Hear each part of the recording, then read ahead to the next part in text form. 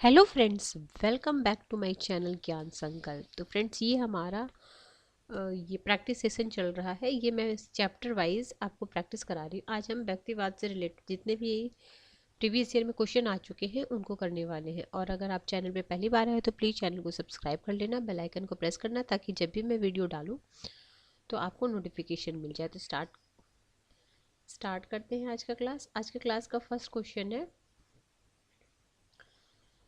व्यक्तिवाद एवं समाजवाद में किस प्रकार का संबंध है। ठीक है, व्यक्तिवाद और समाजवाद में किस प्रकार का संबंध है।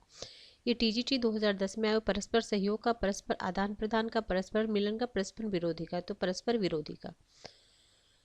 इनमें से किस विचार को प्रायः व्यक्तिवादी विचारक अपने अनुकूल पाते हैं। पहला है मार्क्स का वर्ग संघर्ष सिद्धांत, दूसरा है मार्क्स का क्रांतिकारी हिंसा का सिद्धांत, सी है डार्विन का अनुकूलतम की अतिजीविता का सिद्धांत, डी है ऑस्टिन की संप्रभुता का सिद्धांत। तो ऑप्शन सी, डार्विन की अनुकूलता की अतिजीविता का सिद्धांत, option C is the right answer. Next question है, राज्य एक आवेशक बुराई, यह कथन किस विचारधारा से। तो ये बहुत ही फेमस कथन है, काफी बार आपने सुना होगा प्रीवियस ईयर में। ये व्यक्तिवाद का विचारधारा है।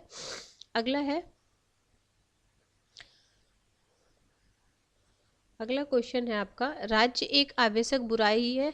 फिर वही क्वेश्चन देखो कितनी बार रिपीट हुई। ये DSSS PGT 2014 में आई है, राज्य एक आवेशक बुराई है।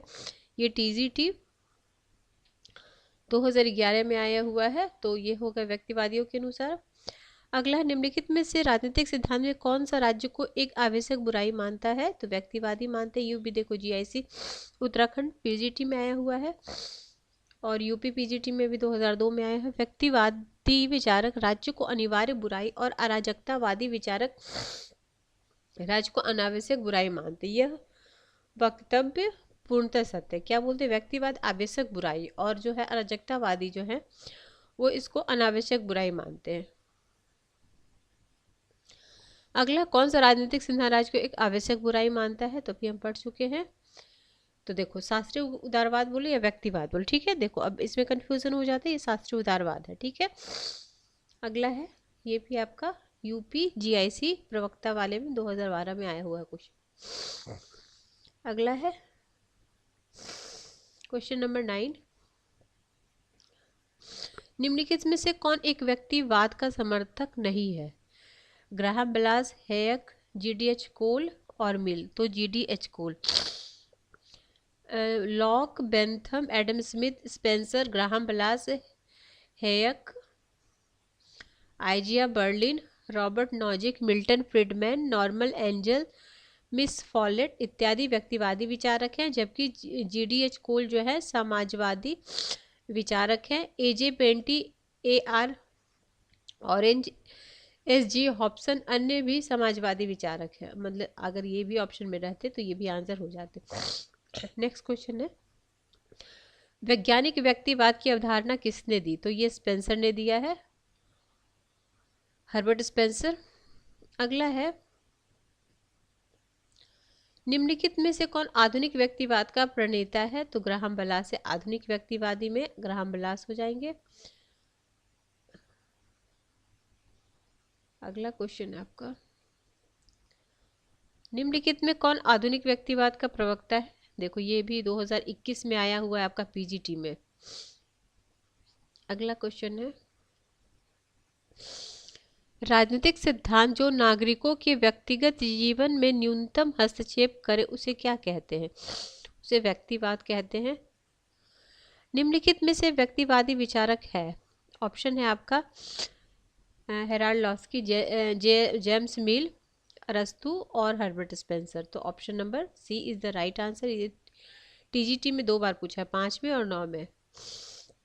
अगला है इधर,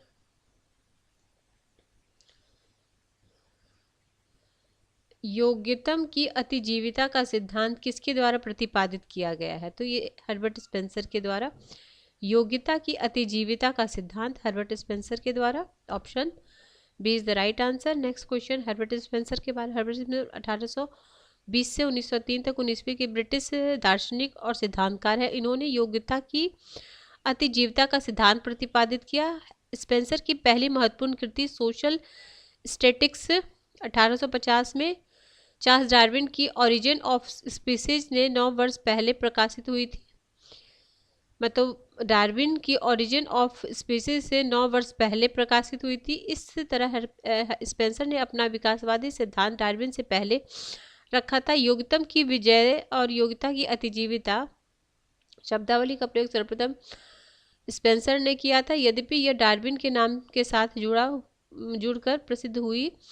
इस प्रकार स्पेंसर की योग्यता की अतिजीविता का सिद्धांत प्रतिपादित किया। ठीक है, अगला लेसस फेयर का अभिप्राय क्या है? तो व्यक्ति को अकेला छोड़ दो। ठीक है, लेसस फेयर अबंध नीति का सिद्धांत है स्वतंत्रता के नकारात्मक विचार से। ये भी आपका पीजीटी 2021 में पूछा हुआ है। देखो, किसी भी एग्जाम को क्रैक करना है तो उसके प्रीवियस ईयर के क्वेश्चन का एनालाइज करना पड़ेगा, किस तरह के क्वेश्चन एग्जामिनर पूछता है, तो उसी का थोड़ा सा टफ वर्जन कह लो या फिर थोड़ा उसको मॉडिफाई करके बोलो, मतलब उसी टाइप के, उसी से इर्द गिर्द क्वेश्चन बनते हैं। ये कोटेशन लिख लो, बहुत ही इंपॉर्टेंट है कि ये 2004 में आया है, कभी भी रिपीट होने का चांस है। शक्ति की राजनीति लोक कल्याण की राजनीति, तकनीक राजनीति तथा दलीय राजनीति की प्रवृत्ति केंद्रीकरण की प्रवृत्ति का मुख्य कारण रही है। यह किसने कहा है? केसी वेयर ने कहा है। अगला है राजनीतिक विज्ञान शक्ति की रचना और भागीदारी का अध्ययन। यह किसने कहा है? तो ये लासवेल और कैपलान ने कहा है। अगला है किसने राजनीतिक शास्त्र को शक्ति के निर्माण एवं साझेदारी के अध्ययन के रूप में परिभाषित किया है? तो हेराल्ड लासवेल और अब्राहम कैपलान। बेंथम द्वारा प्रतिपादित उपयोगितावादी राजनीतिक दर्शन को कभी कभी कहा जाता है तो शुक्र दर्शन भी कहा जाता है। 21। अगला है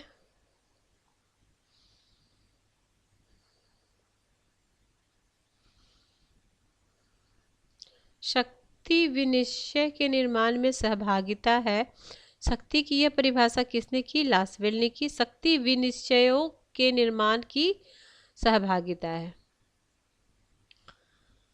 ये यूपीजीआईसी 2015 में आया हुआ है। निम्नलिखित में से किसने इस विचार का समर्थन किया कि राजनीतिक शक्ति की अवधारणा राजनीति के अध्ययन की आधारभूत अवधारणा है? तो ये बोले थे एलन बॉल।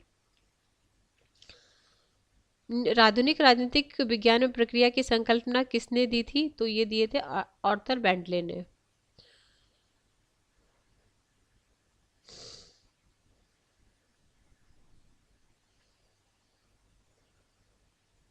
आधुनिक राजनीतिक विज्ञान में प्रक्रिया की संकल्पना आर्थर बेंटले ने अपनी पुस्तक द प्रोसेस ऑफ गवर्नमेंट नामक पुस्तक में सुव्यवस्थित रूप से प्रस्तुत की। बेंटले परंपरागत राजनीतिक विज्ञान का कड़ा आलोचक था।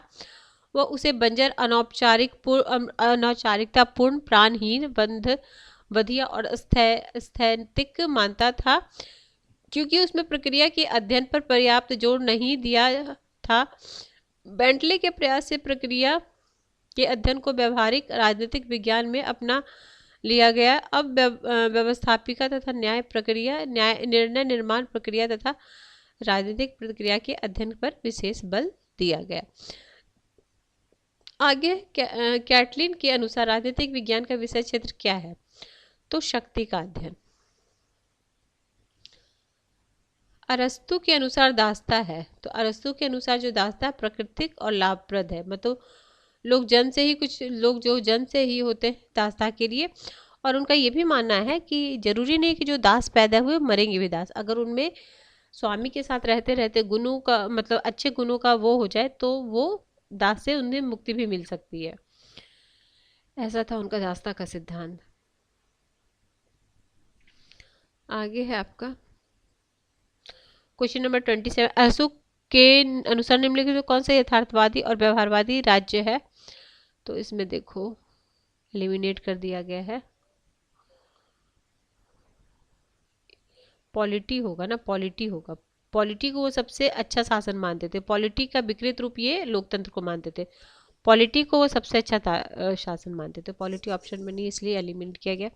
अरस्तु की नागरिकता की अवधारणा लागू करने पर केवल कुछ भारतवासियों को नागरिक माने जाएंगे, क्योंकि वो सिर्फ किसको किसको नागरिक नहीं मानती ये जान लो।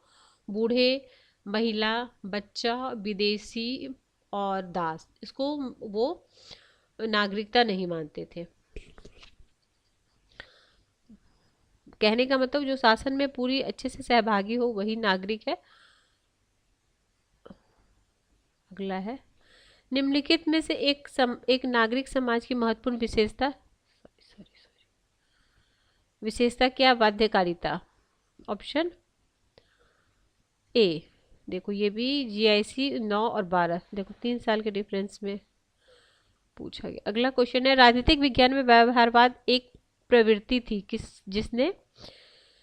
जिसने राजनीतिक विज्ञान को मानव प्रकृति पर आधारित किया। Option A. ठीक है, मानव प्रकृति पर आधारित किया। अगला है, व्यवहारवादी की एक महत्वपूर्ण विशेषता, तो उसकी महत्व अंतर अनुशासनात्मक दृष्टिकोण है। Option number C. आगे है,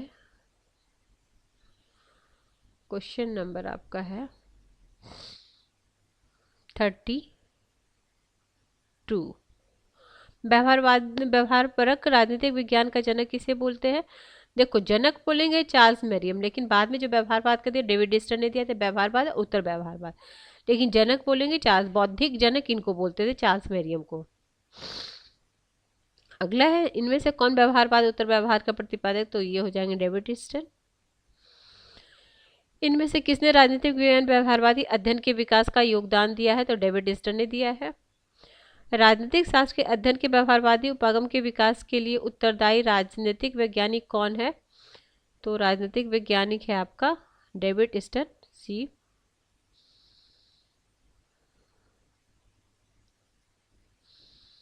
द्वितीय महायुद्ध के पश्चात व्यवहारवादी विचारधारा को विकसित करने का श्रेय किसे है? विकसित करने का श्रेय आपको अमेरिकी राजनीतिक विचारकों को है। निम्नलिखित में से कौन व्यवहारवाद का समर्थक है? तो व्यवहारवाद का डेविड डिस्टन है। व्यवहारवाद का उपागम का जन्म 1940 के दशक में कहाँ हुआ था? अमेरिका में। व्यवहारवादी आंदोलन का बौद्धिक जनक किसे बोला जाता है? चार्ल्स ई मेरियम को बोला जाता है। निम्नलिखित में से किसने मताधिकार के लिए योग्यता का समर्थन किया था? तो ये जे.एस. मिल बोले थे। वो भारित मत की बात बोलते, मतलब जो पढ़े लिखे हैं जिनमें जितना ज़्यादा, तो उनकी मतों का वैल्यू भी ज़्यादा होना चाहिए। निम्नलिखित में से किस व्यवहारवादी विचारक ने अपने चिंतन में मानवीय स्वतंत्रता एवं प्रतिष्ठा को इरादों का प्रयोजन और प्रेरणा से जोड़ा है? तो बी.एफ. स्किनर ने।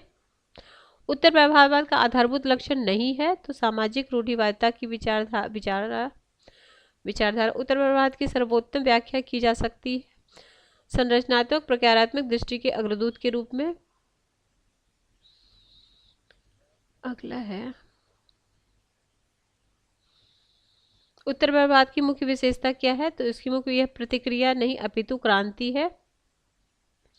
निवेश, निर्णय और पुनर्निर्भर शब्द का प्रयोग की व्याख्या, तो राजनीतिक व्यवस्था। अगला है, निम्नलिखित में से कौन सा डेविड स्टन के व्यवहारवाद सिद्धांत का एक लक्षण नहीं है? तो आपका प्रासंगिकता का सिद्धांत नहीं है, बाकी व्यवस्था क्या है? व्यवहारवाद बोल रहा, उत्तर व्यवहारवाद नहीं बोल रहा, व्यवहारवाद बोल रहा, तो उसमें वही हो, सी आंसर आ जाएगा। अगला है आपका 47। व्यवहारवाद प्रेरणा देता है किसका? प्रत्यक्षवाद का। उत्तर व्यवहारवाद की श्रेष्ठ व्याख्या किसने की है? तो डेविड डिस्टन ने की है। अगला है, निम्नलिखित उपागम में किस उपागम की दो मुख्य मांगे थी? प्रासंगिकता और कार्रवाई। तो ये उत्तर व्यवहारवाद की। ठीक है, ये कई बार एग्जाम में आया हुआ है। देखो ये भी यूपी टीजीटी 2021 में भी आया हुआ है, ये पीजीटी में भी रिपीट किया जा सकता है। उत्तर व्यवहारवाद वास्तव में एक क्रांति है जिसका श्रेय किसको जाता है? डेविड स्टन को जाता है। उत्तर व्यवहारवाद बल देता है, किस पे बल देता है? तो उपादेयता और कृत्य दोनों पर बल देता है। फ्रैंकफर्ट स्कूल में पूंजीवादी समाज की सांस्कृतिक आलोचना विशेषकर किस बात को लेकर थी? तो मनोवैज्ञानिक प्रभुत्व। अगला है,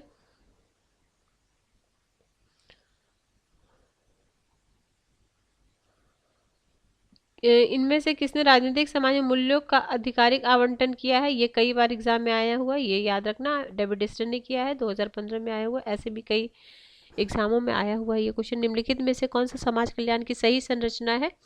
व्यक्ति कल्याण लोक कल्याण के विरुद्ध किसी अधिकार का उपयोग नहीं कर सकता, ऑप्शन सी। एक संतुष्ट सुअर से एक असंतुष्ट सुअर श्रेष्ठ कर, और यह कथन किसका है? तो ये आपका जेएस मिल का है। तो ठीक है फ्रेंड्स, आज हम 55 क्वेश्चन करेंगे। रेस्ट क्वेश्चन जो भी इसमें बचे हैं मैं नेक्स्ट क्लास में करा दूंगी। तो अगर आपको किसी वजह से चैनल हेल्प कर रहा है तो प्लीज़ ज़रूर चैनल को सब्सक्राइब कर ले, बेल आइकन को प्रेस करें ताकि जब भी मैं वीडियो डालूँ तो आपको नोटिफिकेशन मिल जाए। तो मिलते हैं हम नेक्स्ट वीडियो में। Till then bye bye.